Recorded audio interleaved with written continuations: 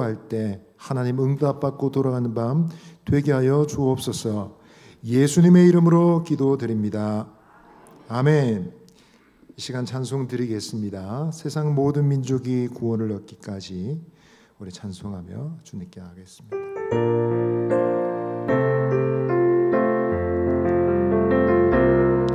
세상 모든 민족이 구원을 얻기까지 쉬지 않으시는 하나님, 주의 심장 가지고 우리 이제 일어나 주 따르게 하소서.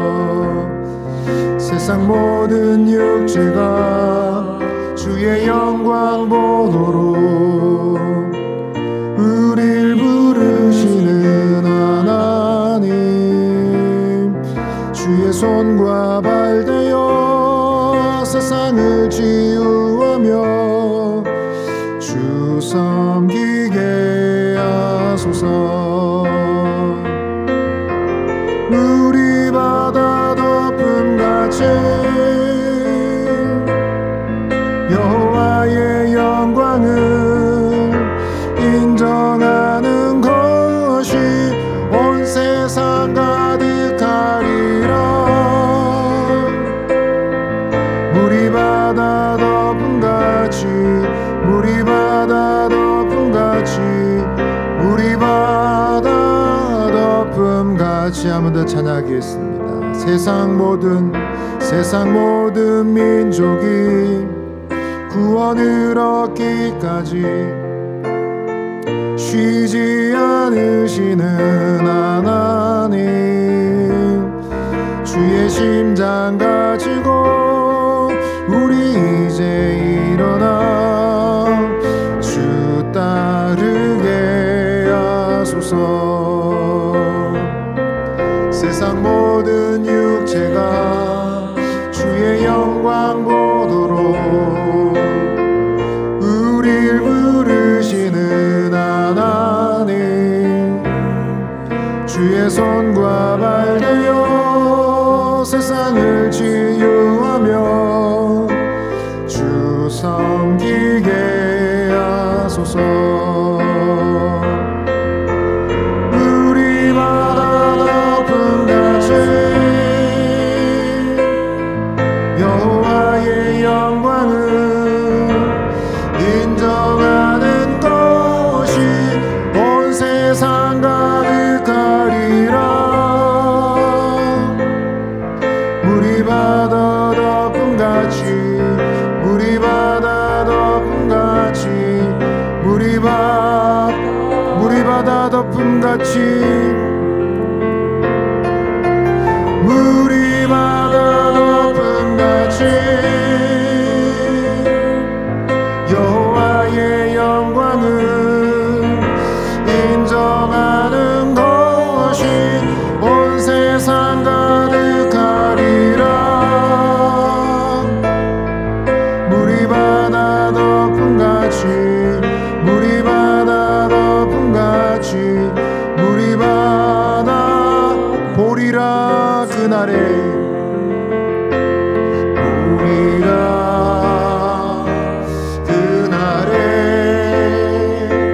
주의 영광 가득한 세상, 우리는 듣게 되리 온 세상 가득한 승리의 함성. 물이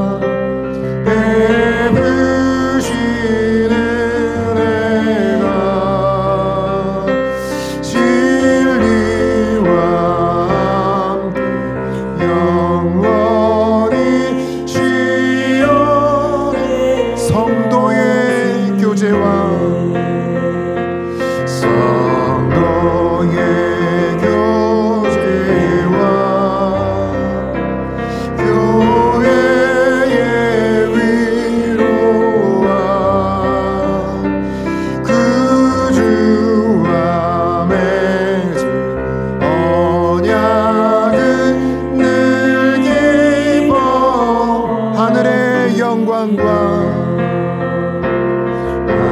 하늘의 영광과 베푸신 은혜가 진리와 함께 영원히 시온에 넘치네. 우리 한번 함께 기도하시겠습니다. 하나님, 내 영혼에 주님의 나라와 주님의 성전을 사랑하고 사모하는 마음 채워주시옵소서. 눈에 보이지 않는다 할지라도 분명히 존재하시고 온 세상 가운데 충만하신 주님의 나라인 줄 믿습니다. 내가 그 나라를 사모하며 그 나라의 임재를 누리기를 원하는 갈망하는 마음 충만하게 하여 주옵소서. 우리를 주님의 성전 삼아 주셨는데 우리가 주님의 이름으로 모였습니다. 우리 가운데 주님의 나라 허락하여 주시고 하나님의 임재로 충만한 이 시간 되게 하여 주옵소서. 말씀과 성령으로 충만하게 하옵소서. 우리 주여 한번 외치시고 기도하며 나아가겠습니다. 주여, 하나님 아버지, 저희들에게 주님을 사모하는 마음 주시고 주님의 나라와 주님의 성전을 사랑하는 마음을 갖게 해주셔서 교회를 사랑하고 주님의 나라를 사랑하며 아버지 하나님 가까이하며 더 가까이 나아가고자 하는 열망으로 채워주시기를 간절히 기도드립니다. 사랑하는 주님, 이 시간도 저희들은 주님의 이름으로 모였사오니 여기 임하여 주시고 주님의 임재로 충만케 하시고 말씀과 성령으로 가득하게 하여 주시오며 주님과 교제하는 복된 시간 되게 하여 주시고 하나님의 뜻을 깨달으며 믿음으로 기도할 때 하늘문이 열리는 위대한 주님의 역사를 경험할 수 있도록 주님께서 은혜를 다하여 주옵소서. 예수님의 이름으로 기도드립니다. 아멘. 오늘 우리 12월 암송구절 한번 암송하시겠습니다. 다 같이 12월 암송구절 한번 암송하시겠습니다. 시작. 이사야서 40장 31절 말씀. 오직 여호와를 앙망하는 자는 새 힘을 얻으리니 독수리가 날개치며 올라감 같을 것이요 다른 박질하여도 곤비하지 아니하겠고 걸어가도 피곤하지 아니하리로다. 이사야서 40장 31절 말씀. 아멘. 안 보고 한번 해보겠습니다. 안 보시고 한번 해보겠습니다. 시작. 이사야서 40장 31절 말씀. 오직 여호와를 앙망하는 자는 새 힘을 얻으리니 독수리가 날개치며 올라감 같을 것이요 다른 박질하여도 걸어가도 피곤하지 아니하리로다. 이사야서 40장 31절 말씀. 아멘. 오늘 하나님께서 우리에게 주신 말씀 읽겠습니다. 성경 말씀은 두 곳을 우리가 읽게 되는데요. 먼저는 마태복음 15장 21절 28절 읽으시고 그 다음 마가복음 8장 1절로 10절 읽도록 하겠습니다. 마태복음 15장부터 먼저 읽겠습니다. 마태복음 15장 21절로 28절.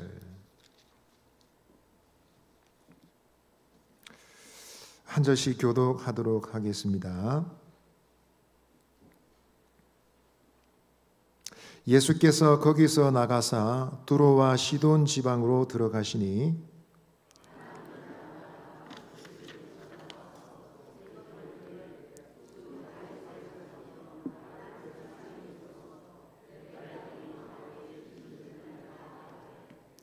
예수는 한 말씀도 대답하지 아니하시니 제자들이 와서 청하여 말하되 그 여자가 우리 뒤에서 소리를 지르니 그를 보내소서.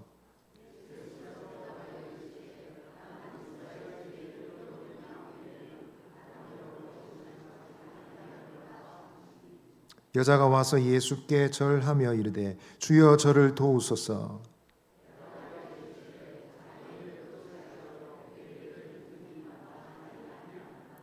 여자가 이르되 주여 올소이다마는 개들도 제 주인의 상에서 떨어지는 부스러기를 먹나이다 하니 대답하여 이르시되 여자여 내 믿음이 크도다.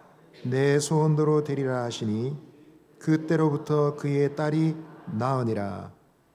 아멘. 그 다음에 마가복음 8장 1절로 10절입니다. 마가복음 8장 1절로 10절, 이것도 교독하겠습니다. 그 무렵에 또 큰 무리가 있어 먹을 것이 없는지라 예수께서 제자들을 불러 이르시되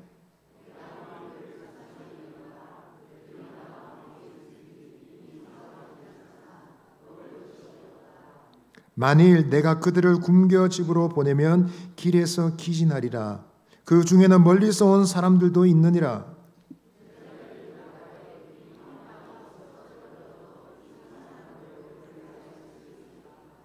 예수께서 물으시되 너에게 떡 몇 개나 있느냐? 이르되 7이로소이다 하거늘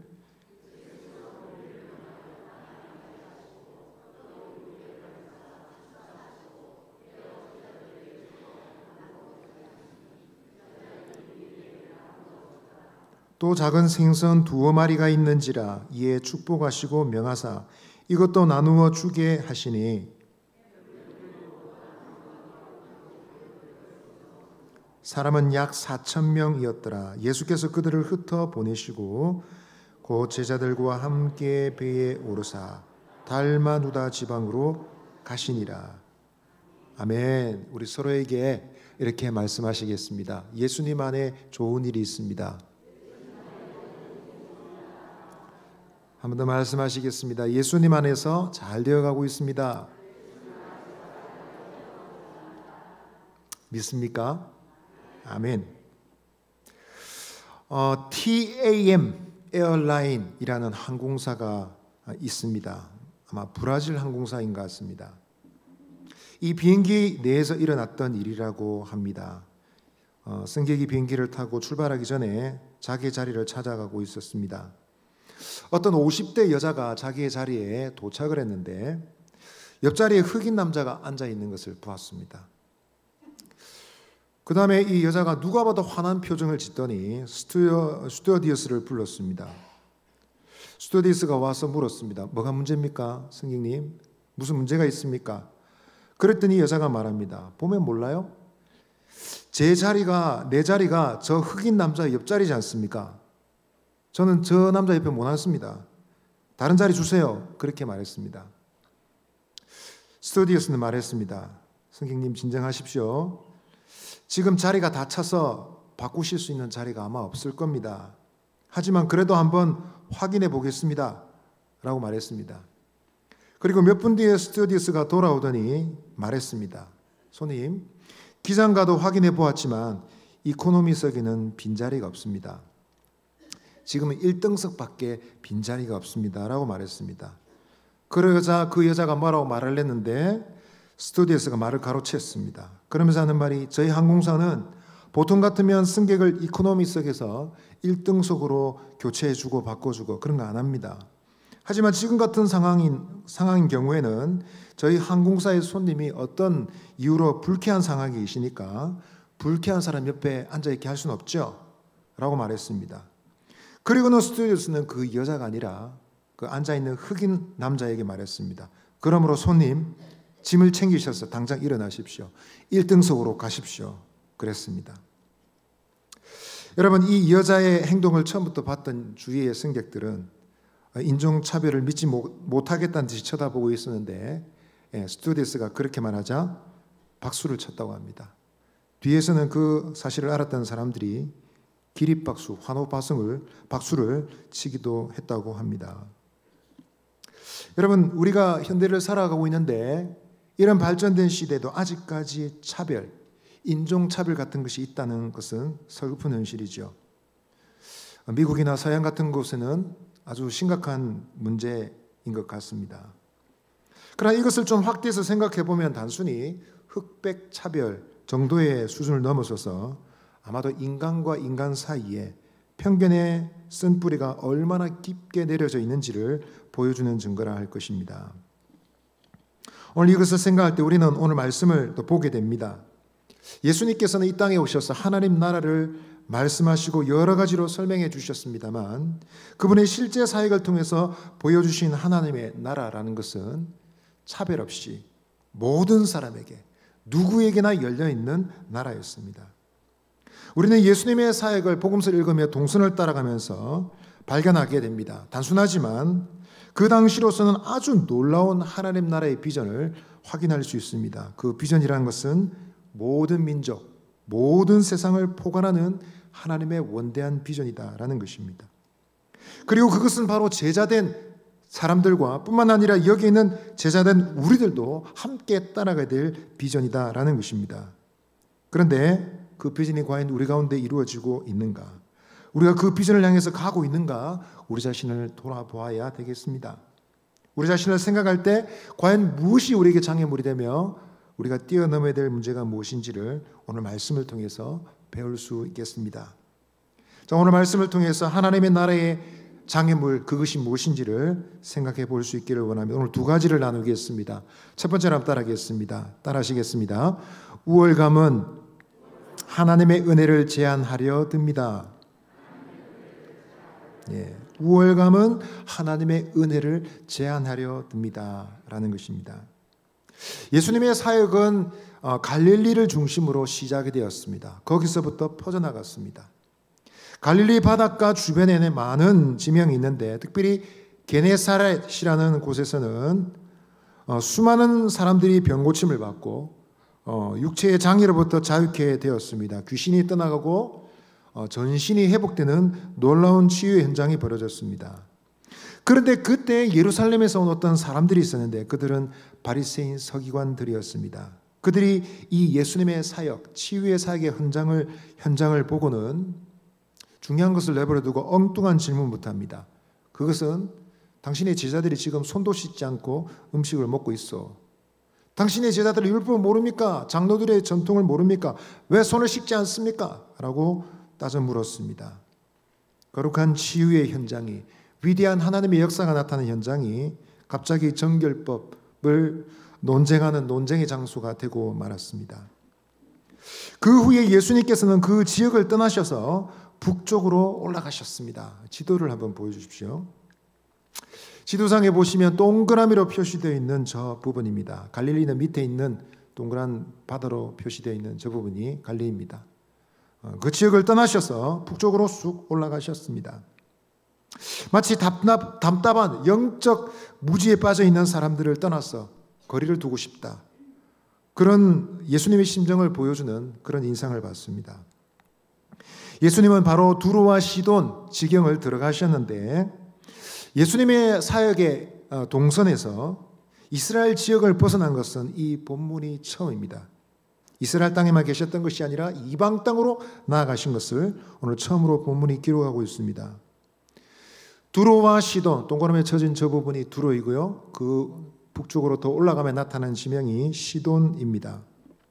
두로와 시돈은 이스라엘과 인접한 나라인데 성경을 살펴보시면 구약 성경에서부터 계속해서 동반해서 이스라엘과 등장하고 있습니다. 이 나라는 해상 무역을 주로 업으로 삼았던 나라인데 굉장히 부강하고 강한 나라였습니다. 그러나 그 나라는 오래도록 바알 숭배가 지배적이었던 곳이고 종교적으로 혼탁한 도시였습니다. 예수님께서 저 두로 지역을 들어가셨을 때 한 여자가 나와서 예수님께 도움을 요청했습니다. 사실 예수님은 그 동네 가셔서 몸을 숨기려 하셨던 것 같습니다. 어느 집에 들어가셔서 조용히 있고 싶으셨던 것 같습니다. 그러나 예수님이 그 동네에 오셨다는 소문이 삽시간에 퍼져나갔습니다. 이 여인은 그러한 소문을 듣고 지금 예수님이 계신 곳으로 가장 적극적으로 나아간 것입니다. 예수님을 찾아서 나온 것입니다.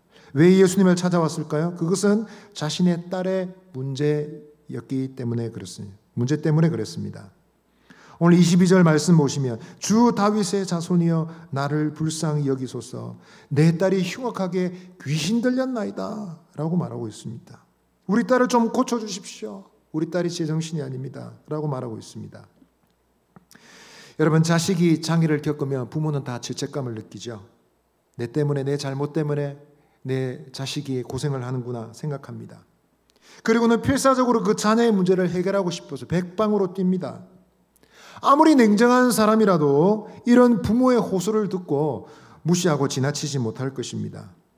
근데 놀랍게도 예수님께서는 그 요청을 들으시고 들은 척도 하지 않으셨습니다. 오늘 말씀에 한마디도 대답하지 않으셨다 했습니다. 여자는 계속 소리를 지르고 있고 예수님 모른 척하고 계십니다. 이런 상황이 딱하게 보였던지 예수님의 제자들조차 예수님께 도움을 요청합니다. 23절 보시면 제자들이 와서 청하여 말하되 그 여자가 우리 뒤에서 소리를 지르오니 그를 보내소서라고 요청하고 있습니다. 그를 보내어 주십시오. 이 말은 여자가 너무 시끄러우니까 좀 피곤하지 않도록 그냥 집으로 보내시든지 아니면 적당히 그 여자의 문제를 좀 해결하셔서 돌아가게 하시든지 좀 하시는 것이 어떻습니까? 라고 지금 권유하고 있는 제자들의 요청입니다. 그러나 예수님은 놀랍게도 더 확실하게 거절하셨죠. 24절 보시면 이렇게 말하고 있습니다. 예수께서 대답하여 이르시되 나는 이스라엘 집에 잃어버린 양 외에는 다른 데로 보내심을 받지 아니하였노라 했습니다. 이 말을 듣고 제자들은 적잖게 당황했을지도 모를 일입니다. 아니 이렇게 간절하게 요청하는 요청을 거절하신 예수님 이런 적이 없었는데 오늘 왜 이러시나 생각했을 겁니다. 이 말은 여자도 함께 들었던 것 같습니다. 같은 현장에 여자도 들릴 만큼 제자들에게 말씀하시는데 여자도 들을 수 있는 목소리로 말씀하셨던 것 같습니다. 여자는 물러서지 않고 더 가까이 예수님께로 나아갔습니다. 그리고는 도움을 요청합니다. 주여 저를 도우소서 간절히 구합니다. 그러나 예수님은 또 거절하셨는데 이번째 세 번째 거절하신 그 거절의 메시지는 확실하고 분명하고 당혹스러운 것이었습니다. 26절 같이 읽어보겠습니다. 시작. 이르시되 자녀의 떡을 취하여 그들에게 던짐이 마땅하지 아니하니라. 여러분 이 정도 되면 거의 인격적 모독에 해당되는 것입니다. 네, 그냥 업신여기는 것이죠. 여러분 이런 말을 듣고 참을 수 있는 사람 누구이겠습니까? 야, 참 진짜 너무하네. 어떻게 이럴 수 있나? 자리를 털고 일어날지도 모를 일입니다. 지금 예수님은 이방인들을 원수처럼 여겼던 짐승처럼 여겼던 그 시대 유대인들과 하등 다를 바 없이 대답하고 계십니다. 그러나 이 놀라운 말을 듣고도 여자는 굴하지 않습니다. 포기하지 않습니다. 여자는 다시 한 번 더 요구하고 강구하고 있는데 이 여자의 간절한 요구는 지금 이 상황의 긴장을 최고치로 끌어올리고 있습니다. 27절 우리 함께 다시 한번 읽어보겠습니다. 시작. 여자가 이르되 주여 올소이다마는 개들도 제 주인의 상에서 떨어지는 부스러기를 먹나이다. 아멘. 맞습니다. 개라고 해. 맞습니다. 그렇다면 개들도 주인의 상에서 떨어지는 음식을 먹지 않습니까? 시급빠져 먹지 못하는 음식들을 개에게 던지는 습관이 당시에도 있었습니다. 그것을 연상하도록 하는 말이죠. 개들도 주인의 상에서 떨어지는 부스러기 음식을 먹습니다. 주님 저에게 주실 은혜가 정말 없습니까? 라고 묻고 있습니다. 그제서야 예수님은 이 여자를 칭찬하시면서 드디어 그녀의 문제를 해결해 주셨습니다. 자 여러분 우리가 이 말씀에서 주목해야 될 것은 오늘 우리가 살펴봐야 될 것이 있습니다. 그것은 바로 구원의 섭리와 하나님의 계획에 대한 주님의 생각입니다. 자녀의 떡을 취하여 개들에게 줄 수 없다. 이스라엘에 잃어버린 양 외에는 다른 데로 보내심을 받지 아니하였다. 아주 냉정하게 말씀하시는 이 말씀은 우리가 어떻게 이해해야 될까요? 예수님께서 왜 이렇게 냉정하시게 무정하시게 말씀하실까? 어떻게 이해할 수 있습니까? 이것은 다른 여러 가지로 설명할 수 있겠지만 우선은 그 말 그대로를 인정해서 그 속에 담겨있는 뜻을 생각할 때 하나님의 구원의 섭리, 하나님이 주시는 은혜는 순서가 있는 것 아닐까? 이런 이해를 하게 됩니다. 이방인부터가 아니라 유대인부터 하나님이 택하신 백성부터 주시는 것이 하나님의 뜻이다라는 것입니다. 구속 역사의 섭리를 성경은 보여주고 있습니다. 하나님은 온 세상을 구원하기를 원하셨지만 그러나 한 사람, 한 민족을 선택하셨죠. 그래서 그들을 통해서 세상을 구원하시고자 하는 뜻이 있습니다. 출애굽기 19장 5절 6절 우리가 잘 아는 말씀 보시면 하나님이 모세에게 그리고 이스라엘 백성들에게 말씀하셨습니다. 세계가 다 내게 속하였나니 너희가 내 말을 듣고 내 언약을 지키면 너희는 모든 민족 중에서 내 소유가 되겠고 너희가 내게 대하여 제사장 나라가 되며 거룩한 백성이 되리라. 너는 이 말을 이스라엘 자손에게 전할지니라 하셨습니다. 너희가 내게 대하여 제사장 나라가 되리라. 너희는 제사장 백성이 되리라. 이 말씀은 온 세계 가운데 이스라엘만 구원받게 되리라는 뜻이 아닙니다. 이스라엘 민족만이 하나님 나라에 들어가게 될 것이다 라는 뜻이 아닙니다. 제사장은 어떤 역할입니까? 만민이 하나님께로 나아갈 수 있도록 돕는 역할이죠. 하나님께 제사하고 주님을 섬기고 싶은 사람들이 나올 때 그들을 도와서 하나님께로 나아갈 수 있도록 도와주는 사람입니다. 그처럼 이스라엘 백성이 제사장 나라가 된다는 것은 이스라엘을 통해서 만민이 하나님께로 나아갈 수 있도록 통로가 되게 하시겠다라는 뜻입니다. 예수님께서도 요한복음 4장에서 말씀하셨습니다. 요한복음 4장 22절 보시면 너희는 알지 못하는 것을 예배하고 우리는 아는 것을 예배하노니 이는 구원이 유대인에게서 남이라 했습니다. 수가성 사마리아 수가성 여인과 대화하시면서 하신 말씀입니다. 구원이 유대인에게서 남이라 라고 말씀하셨습니다. 하나님이 은혜를 주시고 은총을 주시고 말씀을 주시고 세상을 구원하시는 구속의 역사에는 순서가 있다라는 것이죠. 그러니까 이 말씀은 여자를 대놓고 무시하고자 하신 말씀으로만은 볼 수 없습니다. 주님은 여인의 거듭된 요청을 들으시고 여자여 내 믿음이 크도다 라고 말씀하시고 인정해 주셨습니다. 여기서 여자애란 말 그 호칭 자체가 존중의 의미를 담고 있습니다. 여자애라고 부를 때 예수님께서 어머님을 부르실 때 그렇게 불렀습니다. 어머님 마리아를 부를 때 여자여 라고 부르셨습니다.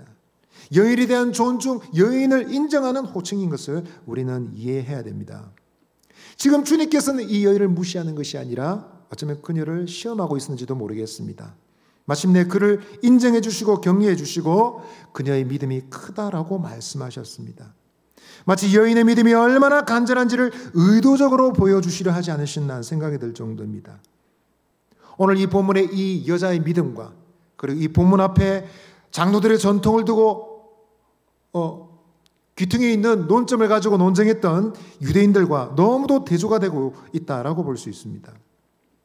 여러분, 주님의 은혜는, 하나님의 말씀은 순서가 있습니다.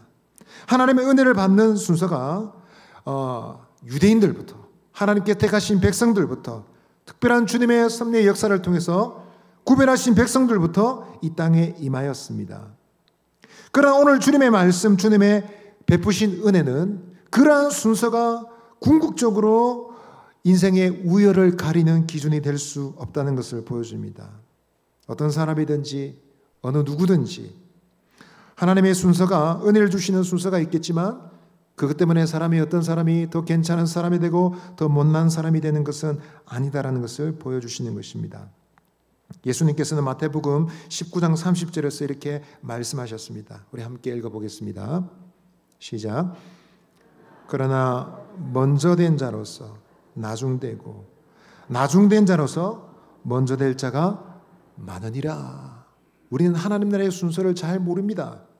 우리가 생각하는 인간적으로 매겨놓은 그 순서대로 하나님 뜻이 이루어지는 것이 아닙니다. 주님께서는 분명히 말씀하셨습니다. 먼저 된 자가 나중되는 불명예스러운 일이 있을 것이다. 그러나 나중된 자들이 먼저 되고 믿음의 세계에서 앞질러가는 일들이 세상에는 분명히 있을 것이다 말씀하셨습니다. 이와 같은 말씀을 통해서 주님이 강조하신 것은 믿음이 얼마나 중요하냐라는 것을 다시 한번 강조하신 것입니다. 이 믿음이야말로 인생과 하나님을 연결시키는 가장 중요한 고리이지 다른 것이 중요한 것이 아니다라는 것입니다. 이 믿음이란 연결고리가 은혜의 장애물을 제거하고 있습니다. 그 장애물은 무엇일까요?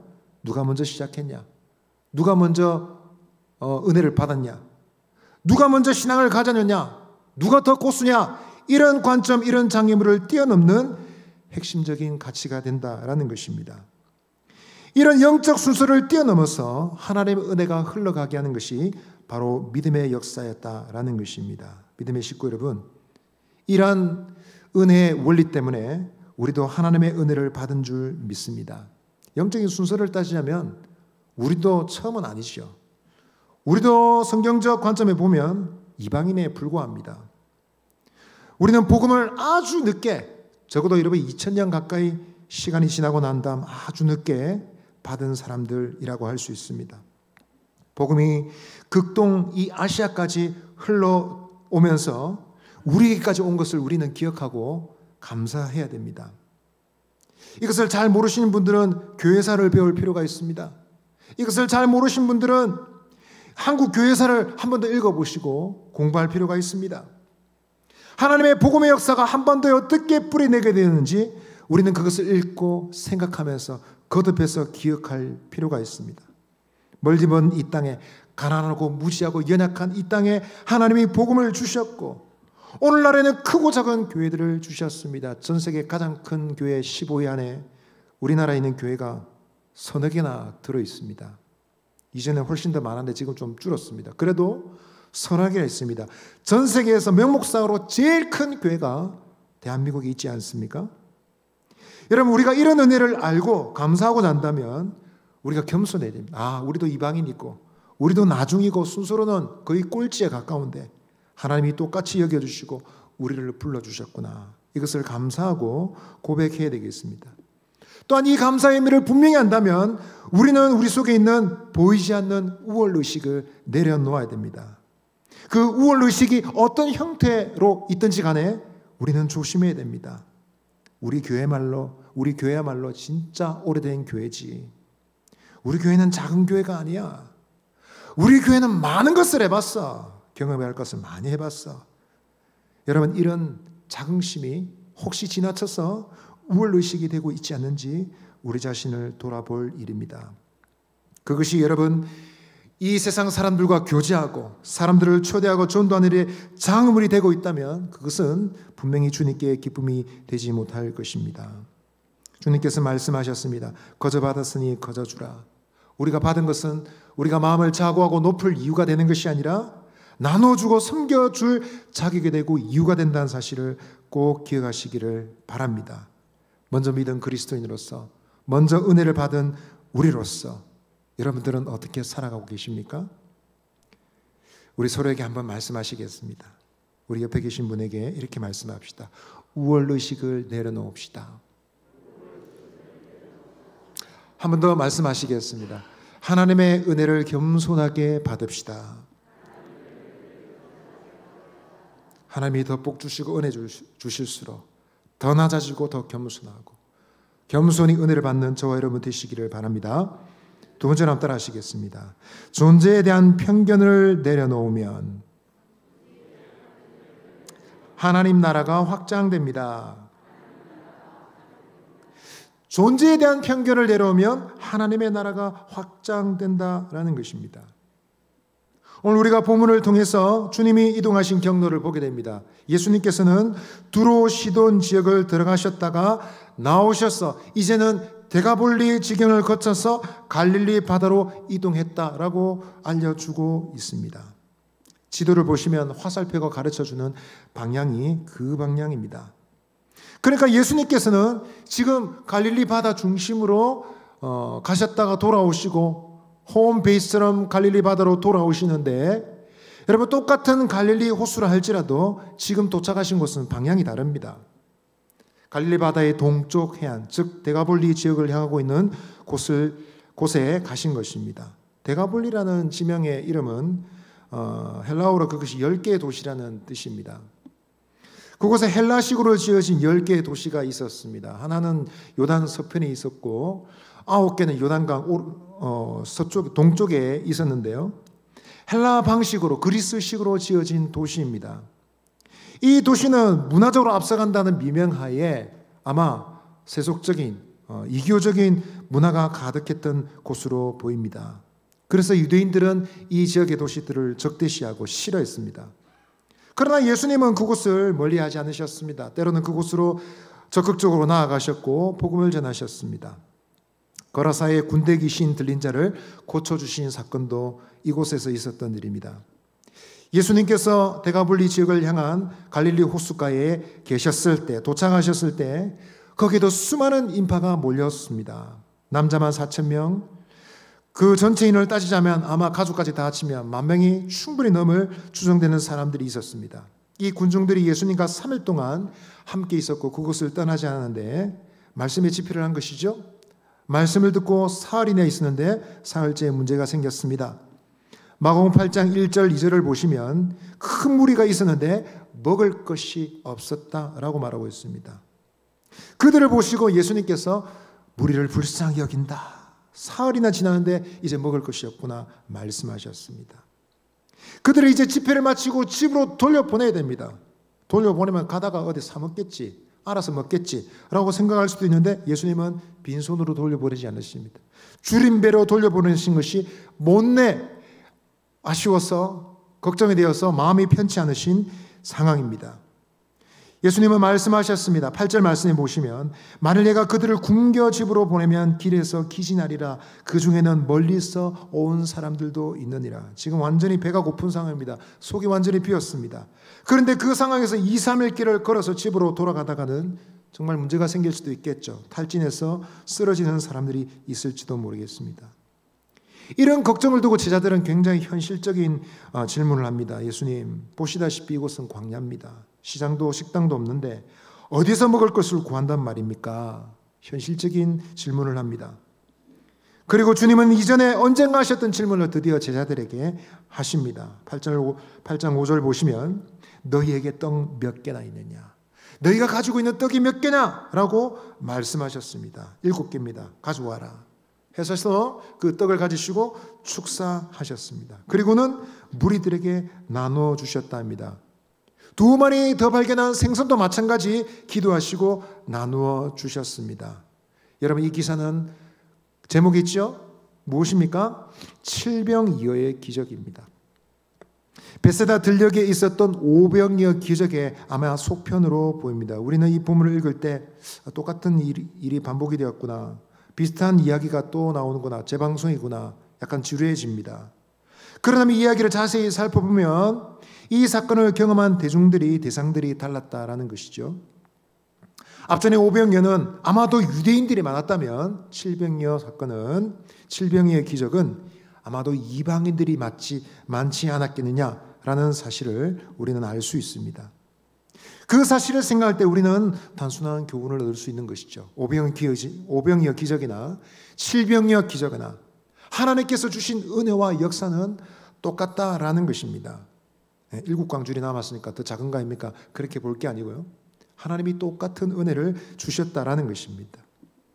이와 같은 표적은 여러분 광야에서 만나와 메추라기로 이스라엘 백성들을 먹이셨던 광야에서 하나님이 베푸신 은혜의 그 성취를 보여주는 것입니다. 하나님께서 이제 예수님을 통해서 인생들의 그 육체적 허기를 채우시는데 유대인들이나 이방인들이나 동일하게 역사하셨다라는 것입니다. 예수님은 그 기적을 행하시면서 저기 대가볼리 멀 쪽에 있는 사람 누군지 구분해라 라고 말씀하지 않으셨습니다. 유대인 아닌 사람 따로 앉아라 라고 말씀하지 않으셨습니다. 그들 모두를 보시고 주님 걱정하실 때 저들이 지친 몸으로 가다가 큰일 나겠다, 그들이 돌아가는 것이 걱정이 쓰인다, 마음이 쓰인다 라고 말씀하고 계신 것입니다. 주님께서는 지금 유대인의 왕이실 뿐만 아니라 온 세상의 왕으로 나타나셨습니다. 왕으로서 그분은 백성 위에 군림하시는 폭군이 아니라 그들의 문제를 감당하시는 보호자로서 나타나셨다는 것입니다. 온 세상의 왕이신 주님의 은혜는 온 세상 사람들을 덮을 만큼 충만한 것이었다라는 것입니다. 민족이나 거주하는 지역의 문제로 그들을 결코 차별하지 않으셨다라는 것입니다. 한번 따라 하십시다. 예수님은 차별하지 않으십니다. 익숙한 사람끼리, 친한 사람끼리 어울리고 만나고 끼리끼리 모이는 것, 그걸 너무 탓할 수는 없는데요. 이것이 여러분 사람들의 본성적인 성향입니다. 그래서 이런 성향을 생각할 때 우리가 전도할 때는 오히려 이런 것들을 생각하고 인정하고 사용하는 지혜가 필요하죠. 그 옛날 엑스플로 74, 1974년 빌리그람 목사는 여의도 광장에 모인 100만의 청중을 향해서 복음 전도할 때 이렇게 시작하더라고요. 여러분, 예수님도 아시아인이었습니다. 그렇게 얘기하시더라고요. 그 말을 들을 때 복음을 듣는 이 한국 사람들이 예수님을 더 가깝게 생각하지 않았겠습니까? 이와 같은 방식은 믿음이 없는 사람들에게는 얼마든지 필요한 접근 방법일 수 있습니다. 그러나 여러분, 우리가 믿음을 갖고 난 다음에 성도는 시야가 넓어져야 됩니다. 예수를 믿고 예수님을 알고 난 다음에 우리의 시야는 넓어질 수밖에 없습니다. 여러분, 이 세상을 보십시오. 사랑이란 미명하에 자기도 모르게 텃세를 부르고 배타적인 관계를 끼리끼리 모여서 배타적인 관계를 형성하는 일들이 얼마나 많습니까? 때로는 교회도 그런 실수를 저지릅니다. 교회도 그런 실수를 자기도 모르는 사이에 저지르는 일이 있습니다. 그래서 누군가가 말하기를 세상에서 제일 안 좋은 교회는 그 이름이 있는데 그 교회 이름은 우리 교회다 라고 말했습니다. 여러분, 우리 교회는 어디 교회일까요? 분당에 있는 우리 교회 말할까요? 우리 교회는 어느 교회일까요? 우리 사상교회입니까? 그런 말이 아니고요. 우리 교회 목사님 자랑, 우리 교회 자랑 좋습니다. 전도할 때 나쁘지 않은 방법입니다. 그러나 우리 교회 자랑, 우리 교회가 최고야, 우리 교회밖에 없어, 우리 교회만 최고다라는 생각은 건강한 생각이 아닙니다. 교회는 우리가 생각하는 것보다 훨씬 더 넓고 큽니다. 웨스트민스터 대교리 문답에서는 유형교회와 무형교회를 구분해서 설명하고 있습니다. 말하기를 유형교회에서 생활하는 모든 사람, 유형교회는 지금 우리가 모이는 이런 지역교회죠. 이런 지역교회에서 생활하는 모든 사람들이 다 구원을 받을 수 있는 것은 아니고 무형교회의 진정한 성도들만이, 회원만이 구원을 얻는다라고 고백합니다. 그렇다면 무형교회가 무엇일까요? 64번은 무형교회가 무엇입니까? 묻습니다. 답은 이렇습니다. 무형교회는 머리 되시는 그리스도 밑에 하나로 모이며 장차 모일 택한 자의 총수다라고 말했습니다. 예수를 믿고 구원받은 사람, 하나님 나라에 들어가고 작정된 사람, 그 모든 사람들이 무형교회 회원이다라는 것입니다. 그러면 믿는 자는 모든 사람들은 무형교회 안에 소속된 일이고, 그런 점에서 세계 모든 참된 성도들은 한 교회 성도들이다라는 것입니다. 심지어 믿기로 작정된 사람, 아직은 교회 출석하지 않고 있지만 믿기로 작정된 사람들까지도 무형교회 한 성도들이다라는 것입니다. 그러므로 우리는 믿음의 세계에 있는 이들에 대한 주님의 관점을 가지고 볼 필요가 있습니다. 주님의 관점은 무엇일까요? 우리 에베소서 2장 14절 18절 함께 읽어보시겠습니다. 시작. 그는 우리의 화평이신지라 둘로 하나를 만드사 원수된 것 곧 중간에 막힌 담을 자기 육체로 하시고 이는 그로 말미암아 우리 둘이 한 성령 안에서 아버지께 나아감을 얻게 하려 하심이라. 예수님은 우리의 화평이시다. 그분의 죽으심으로 우리를 하나로 만드셨다. 유대인과 헬라인을 하나로 만드실 뿐만 아니라 지구상의 모든 민족 문화를 뛰어넘어서 무형교회 참된 성도들을 그리스도 안에서 하나 되게 하셨다. 심지어 믿기로 작정된 날까지도 그 무형교회 회원 속에 있다라는 것입니다. 여러분, 우리는 그리스도께서 살 찢으시고 성령의 은혜로 하나 되게 하신 이 교회를 나누는 실수를 범치 말아야 되겠습니다. 그것은 심각한 문제가 아닐 수 없습니다. 지역과 정치적 색깔과 직업과 나이와 성별과 기타 여러 가지 사정 때문에 사람이 갈라지고 세상은 갈라지고 분열될 수 있지만 교회조차도 그런 풍조를 따라가는 것은 결코 하나님이 기뻐하실 일이 아닙니다. 지난 대통령 선거 결과를 보면서 우리는 대한민국의 민심이 정치적 입장에서 완전히 반반으로 나눠져 있는 사실을 보았습니다. 완전히 50대 50으로 거의 나눠져 있는 이 현실을 우리 눈으로 확인했습니다. 우리가 믿는 사람으로서 그런 결과를 볼 때 우리는 무엇을 생각할 수 있을까요? 어떤 것을 생각해야 되겠습니까? 우리가 믿음 있는 사람이라면, 그리스도인이라면 그 광경을 볼 때 아하, 우리가 적어도 구령 사업을 하고자 한다면, 세상을 구원하고 많은 사람들을 하나님께로 인도하고자 한다면 정치 얘기를 자제해야 된다라는 사실을 깨달을 수 있을 것입니다. 정치적인 방식으로는 온 세상을 구원하는 일은 쉽지 않다. 그것은 하나님의 방식이 아니라는 사실을 알게 됩니다. 주님께서는 교회를 통해서 세상의 절반만 구원하라 하시지 않으셨습니다. 온 세상에게, 만민에게 복음을 전파하라, 모든 민족을 구원하라 하셨습니다. 주님은 모든 사람들을 부르시고 그들 모두에게 은혜를 베푸시기를 원하신다라는 것입니다. 사실 여러분, 정치적 이슈는 예수님 시대에도 바울 시대도 있었습니다. 그 시대도 정치를 어떻게 할 것이냐 굉장히 중요한 문제였습니다. 로마는 공화정을 끝내고 황제정을 시작하는 시대였습니다. 황제가 높임을 받고 역시 황제제를 하니까 세상이 평화롭다 그러면서 로마를 칭송하고 황제를 칭송하고 칭송하다 못해 나중에 황제를 신으로 떠받드는 상황까지 치닫게 된 시대였습니다. 여러분, 교회가 잘 되려면 어느 편에 서야 되겠습니까? 그러나 성경은 아무리 찾아보아도 그 시대의 정치적인 경향성에 대해서 강조하고 있지 않습니다. 성경이 시종일관 강조하는 것은 그리스도의 대속적 죽음입니다.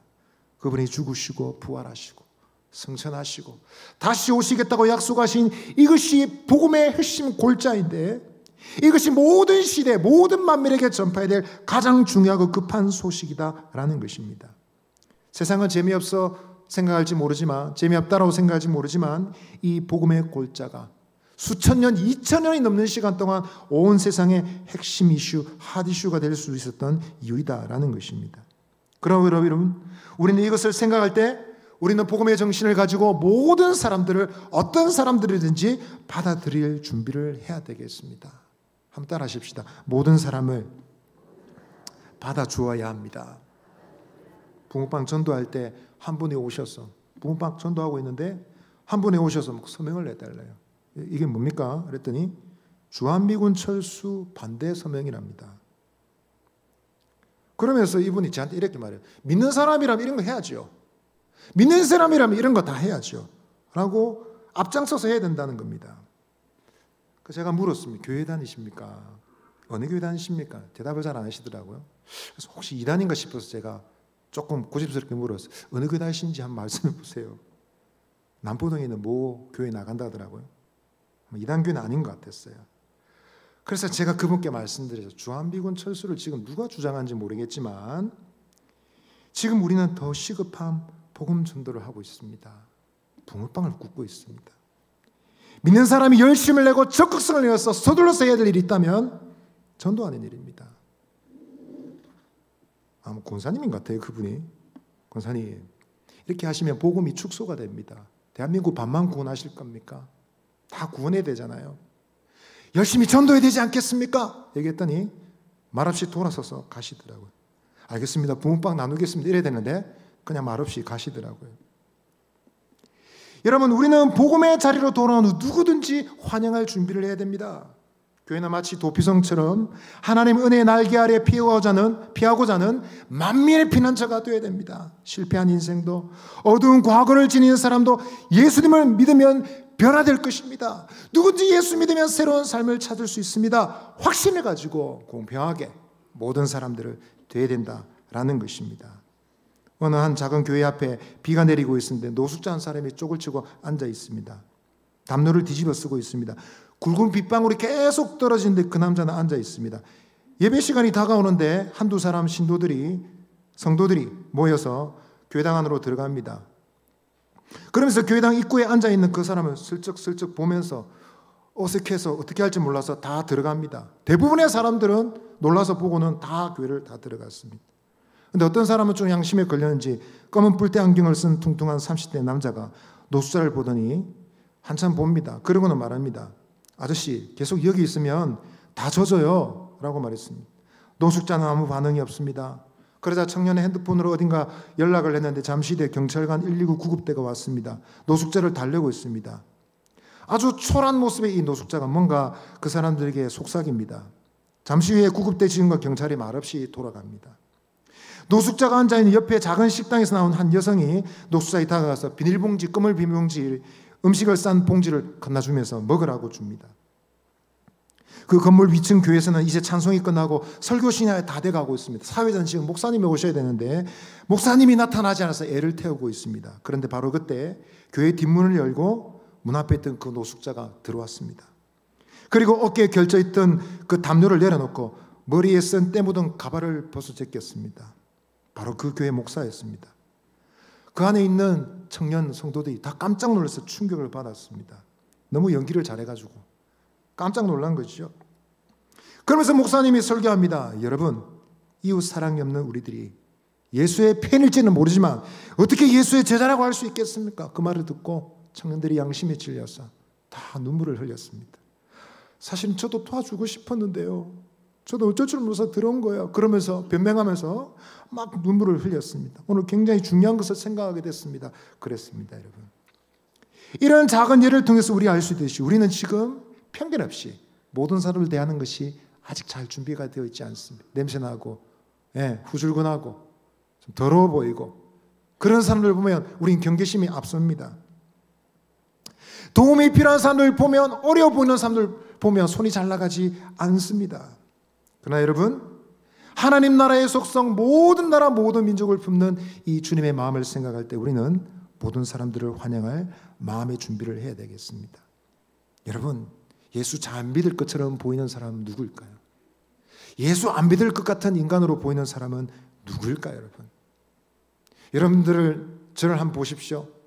제가 목사같이 보입니까? 애초에 목사할 인간으로 보이십니까? 제가 사상교회 처음 부임하니까 약간 농담으로 하신 건데 가스 공사 직원 같다더라고요. 어디서 가스 공사 직원이 왔나 이랬는데 나중에 그 목사님이었답니다. 여러분, 옆에 계신 분 한번 보십시오. 옆에 누가 앉아 계십니까? 예수 믿을 것처럼 보이십니까? 지금은 교회 다니시니까 그렇게 보이시는 거죠. 예수 안 믿을 때 그렇게 보였을까요? 모를 일입니다, 여러분. 사람을 외모로 판단하지 마십시오. 믿을 것처럼 보이는 사람이 더 애먹입니다. 험상궂고 인생 그냥 정말 쓸모없고 말종인 같은 사람들이 더 빨리 믿음의 자리로 나아갑니다. 더 예수님 빨리 영접하고 변화됩니다. 하나님 나라의 일은 우리가 다 측량할 수가 없습니다. 믿음의 식구 여러분, 모든 사람을 전도의 대상으로 삼으시고 모든 사람들을 환영하고 그들을 섬길 수 있는 저와 여러분 되시기를 바랍니다. 아멘.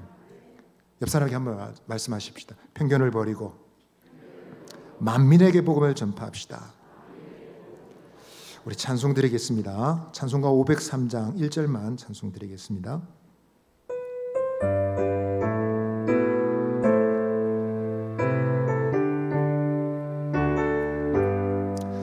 세상 모두 사랑 없어 냉랭함을 아느냐. 곳곳마다 사랑 없어 탄식 소리뿐일세. 악을 성게 만들고 모든 소망 이루는 사랑 얻기 위하여 저들 오래 참았네. 사랑 없는 까닭에 사랑 없는 까닭에 사랑 얻기 위하여 저들 오래 참았네. 우리 말씀 생각하며 한번 기도하시겠습니다. 하나님, 온 세상을 덮는 하나님의 나라, 온 세상을 구원할 하나님의 놀라운 은혜, 그 넓이만큼 우리의 마음도 우리의 생각도 넓어지기를 간절히 소망합니다. 이방인 유대인 차별하지 아니하시고 모든 자에게 은혜를 베푸신 주님의 사랑을 품고 우리도 사람 차별하지 않고 골라가면서 전도하지 않고 있는 모습 그대로 나오는 모든 사람들에게 복음을 전하여 하나님의 나라를 전파하는 저희들 되게 하여 주옵소서. 우리 주여 한번 내주시고 기도하며 나가겠습니다. 주여, 하나님 아버지여, 이 시간에 기도합니다. 아버지 하나님, 있는 모습 그대로 우리를 받아주시고 이방인이여 하나님 아버지 나그네와 같은 저희들도 구원하여 주셨사오. 이 주님의 사랑을 품고 우리는 모든 사람을 그리스도 안에서 품으며 섬길 수 있게 되기를 간절히 바라고 소원하옵나이다. 아버지 하나님, 주께서 은혜를 베푸시고 성령께서 역사하시고 아버지 그리스도께서 아버지 구원하시고자 하는 주님이 필요한 모든 사람들은 다 구원의 자리를 이끌 수 있도록 인도하여 주옵소서. 위대하신 나라나 온 우주적인 이 하나님의 나라, 아버지 주님의 넓은 교회를 아버지 생각하며 주님의 비전을 이루고 따라가는 저희들이 될 수 있도록 은혜를 다하여 주옵소서. 이 시간 기도하실 때 교회를 위해서 기도해 주시기 바랍니다. 하나님, 우리 교회가 큰 교회가 되게 해주십시오. 세상을 다 품는 교회가 될 수 있도록 은혜 다하여 주옵소서. 기도해 주시기 바랍니다. 비전관 건축을 위해서 기도해 주십시오. 또 우리 어려운 가운데 믿음의 식구들을 위해서도 기도해 주시기 바랍니다. 더불어 우리 개인적인 기도 제목도 함께 기도하시겠습니다. 우리 주여 한번 내주시고 자유롭게 기도하시고 돌아가겠습니다. 주여, 하나님 아버지 감사합니다. 우리 교회가 넓은 교회, 주님이 기대하시는 만민을 품는 교회가 될 수 있도록 주님께서 은혜를 다하여 주옵소서. 이방인 아버지 하나님, 유대인 가릴 것 없이 하나님께서 은혜 주시고 하나님의 나라를 나가신 주님을 찬송합니다. 오늘도 저희들 가운데 있는 모든 편견과 우리 인간적인 장애물을 뛰어넘어 주님의 넓고 위대하신 나라를 아버지 선포할 수 있도록 인도하여 주옵소서. 비전관을 건축하고자 합니다.